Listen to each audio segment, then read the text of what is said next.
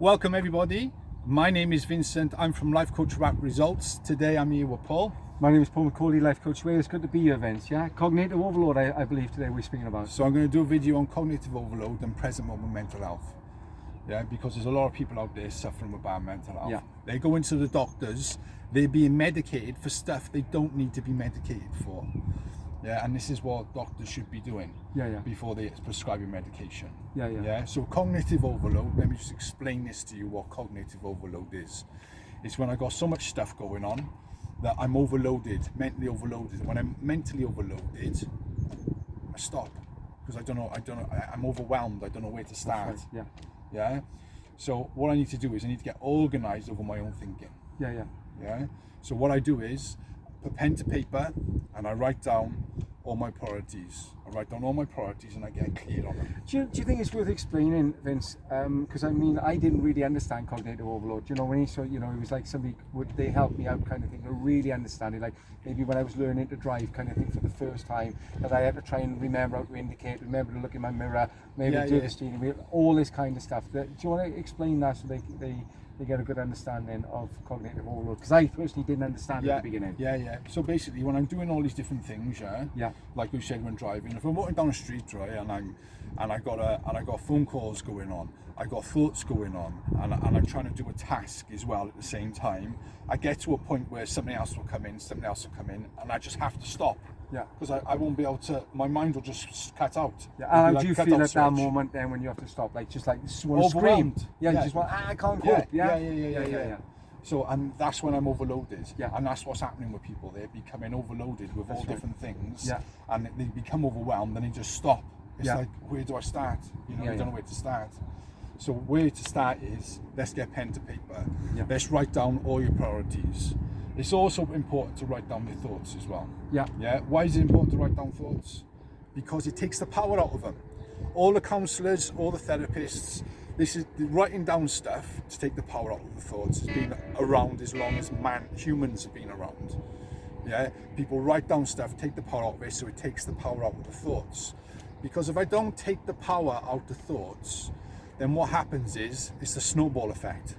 It gets bigger and bigger, louder and louder, so all I can hear is that thought in my head.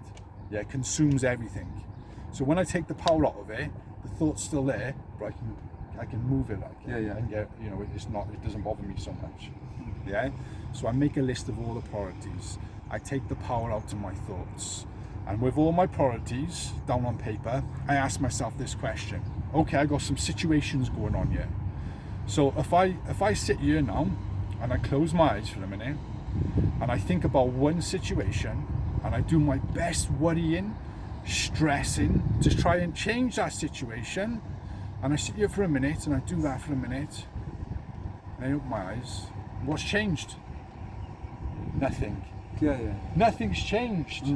So what's the point of me sitting in my house with all this stuff going on in my head, feeling on this emotional roller coaster, and nothing's changing? There's no point. It's like pulling a baseball bat out the drawer and just hitting myself on the head with it. I mean, the only thing that I would say though, Vince, is to come out of that is that that emotional pain that you are in whilst you are thinking about it, but that's the driving force to go and put the action in. Of course. But obviously when you're overwhelmed, you're cutting out. So you can't put the action in. So it's about getting it down on paper and getting all your priorities down so they're not going around in your head, and then seeing that you're powerless over everything. I'm powerless over everything outside of myself. People, places and things, the future and the past. I'm powerless over it all. Me sitting in my house worrying about it ain't going to change nothing. So I need to get in the present moment. So when I got all these priorities down on paper and all these thoughts, I need to accept my powerlessness over it. I cannot change these. I can change if I get off my ass and put the action in and go and do something about it. But sat in my house thinking about it and worrying about it and on this emotional roller coaster, that doesn't change anything. So I need to really conceive to my innermost self, I'm powerless over it. Then I need to surrender thinking about it. But that pain that you're in, Vince, whilst you're sat in your house doing nothing, is perfect. That pain is perfect. It's perfect. So what I'm saying is perfect because obviously we need to go and put the action in. Of course. And if we didn't feel that way and we didn't have this, this pain kind of thing, are we ever going to put the action in? I know what you're saying. But when you're overwhelmed and you're stuck, you can't put no action in. I think so we're both manageable, and then seeing So let's do this, right? So so we get them all down on paper.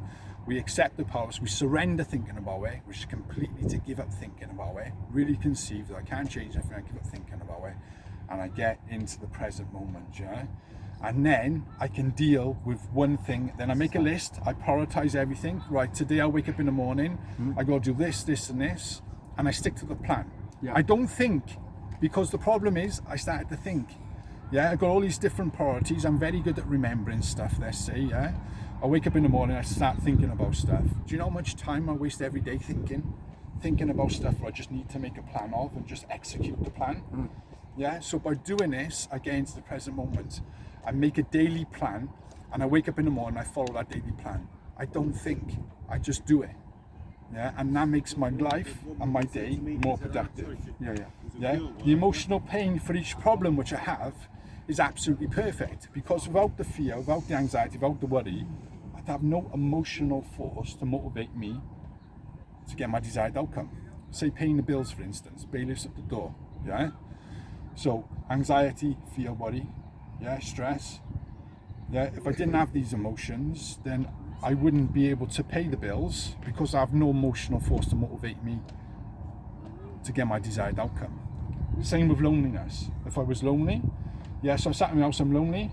So priorities, so I'm lonely, I want to find someone. That loneliness is that very same motivational force I need to motivate me to find someone, to make connections. So the emotions are not the problem. It's my understanding of my emotions is the problem. Yeah. There's two types of emotional pain here. There's one I can use against me and destroy me, or one I can use it to motivate me to make the changes I need. And that decision happens within my mind. I decide, is it happening to me, or is it happening for me? And when I see it's happening for me, I take that emotional charge right out of it. Yeah. The resistance to it is the problem. That's the problem. I don't understand my emotions, and that's what a lot of people are getting medicated for these days. They don't understand their emotions.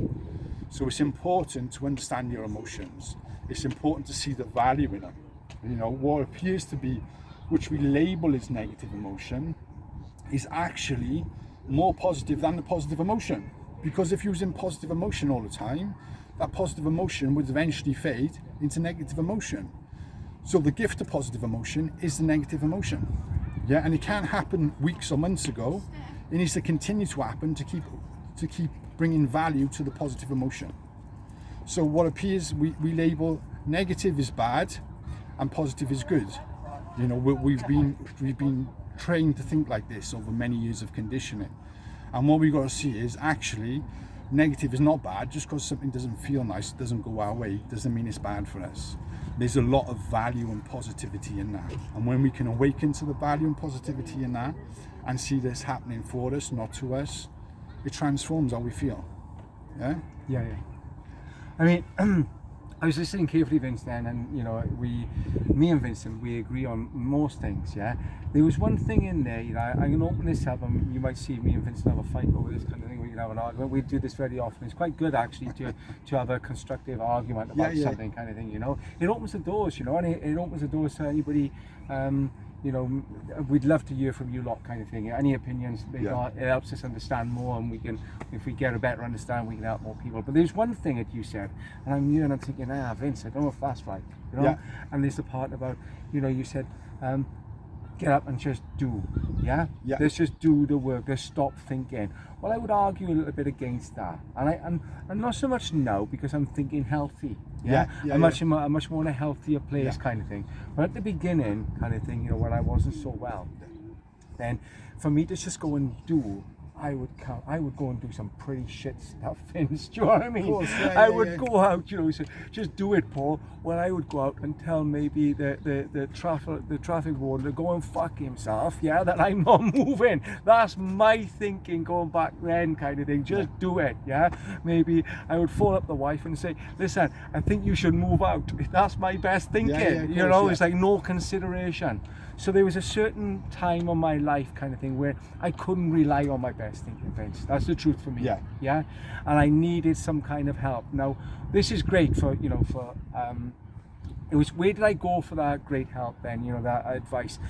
Going to friends and relatives and things didn't really give me the best advice, Vince. Yeah, of course. Because they were part of, if you like, my life.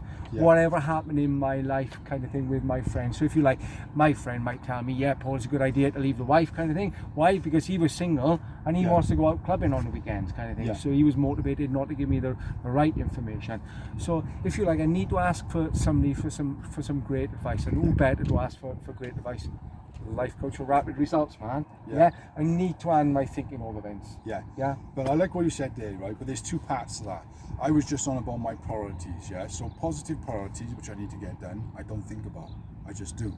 Because I lose so much time thinking about and getting distracted with other things. It's not productive. I'm not living a productive life. But with negative things, but I never planned those events. I never planned on doing anything negative. That was a positive thing. Tell the wife to fuck off. That was a positive thing for me. Yeah. I thought, you know, I was wrong, mind. Obviously, you know, and I pay the price for that. Yeah. That's my point. Is that, you know, I'm guessing if anybody's listening to this video, Vince, right, they were like me prior to, you know, when I come in, kind of thing, the recovery, and my thinking wasn't the best at that time. You know, so I had a plan, Vince. And that was my best plan. But my best plan, my best thinking, took me down, didn't take me, you know, to the right places. Although I would say eventually, you know, in finding out how to get things wrong, I learned how to get things right. But that's a hard way when, you know, you got life coach for rapid results kind of thing that can, you know, filter through a lot of this, Vince. You know, so that's my take on it. You know. But this main video was just to do the present moment rather and get people organised over their thinking and get a more productive life by getting them into the present moment, seeing that the emotions are happening for them, not to them, and being able to get their mind out of the way, getting out of their way themselves, so they can do the stuff they need to do on a daily basis. And that's the key, like, you know, being in that present moment so you're not overwhelmed, because when I become overwhelmed, I don't know where to start. When I don't know where to start, I just stop. I love what you said then about the feelings happening to you, happening for you and not to you, kind of thing. And what I took from that was, like, going back to my own experience, you know, when I done the wrong thing, Vince, I felt guilt, I felt shame, and this, that, well, that was perfect, like, you know, if I don't want to make the same mistake again, I need to feel that guilt and that shame, kind of thing. And it's like, I always felt exactly the way that I should feel for the way I behaved, you know. Of course, and the way that I thought about my behaviour, that would be more appropriate. Of course, but definitely. But these feelings that appear to not be nice, sometimes it's good for me to not have a nice feeling. You know, definitely. So, you know, it's like we just label stuff. We label positive is negative. Negative is bad. Positive is good. Pleasure is good. Pain is not good. You know, and this is the matrix. This is the matrix we get stuck in, and this is where all the pain is coming from. We need to be awakened to the value in stuff that appears to be negative, that appears to be bad, so then we become free. That's it, man. So thank you for joining me today. Please like, share and subscribe. Thank you very much. Hope to be part of your videos again, Vince, and we'll speak again soon. You take care. Cheers, guys.